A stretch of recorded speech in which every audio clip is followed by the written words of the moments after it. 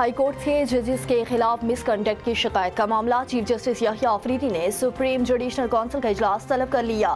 Chief justice کی زیر صدارت سپریم جوڈیشل کونسل کا اجلاس 11 فروری کو ہوگا۔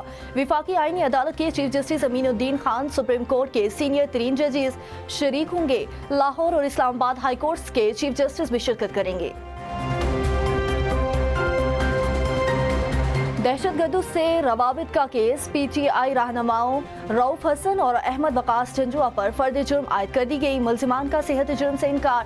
کیس کی سماعت انسداد دہشت گردی عدالت اسلام آباد میں ہوئی۔ عدالت نے آئندہ سماعت پر استغاثہ کے گواہوں کو طلب کرتے ہوئے سماعت ملتوی کر دی۔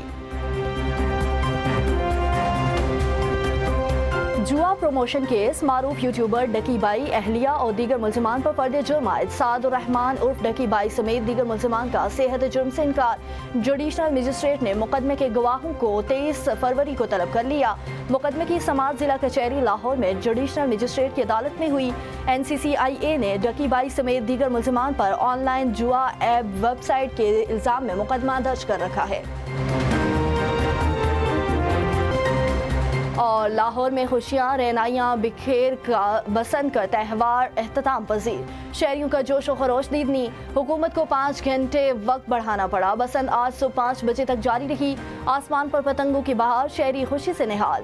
خوب پیچے لڑائے، ہلا گلا، چھتوں پر گہما گہمی، منچلوں کے ڈول کی تھاپ پر بھنگڑے، نغموں کی بھرمار۔ خواتین بھی پیش لبرٹی چوک پر زبردست رش، پتنگ بازی کے ساتھ کھابوں کے بھی مزے۔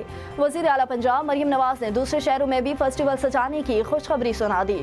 لاہور میں 3 روز کے دوران 9 لاکھ گاڑیوں کی انٹری کا record. Orange line, metro bus, feeder بس، الیکٹرو بس اور دیگر سرکاری بسوں پر 14 لاکھ مسافروں کا سفر۔ وزیر اعلیٰ کا بسنت کے انتظامات اور سیکورٹی اقدامات پر اظہار اطمینان۔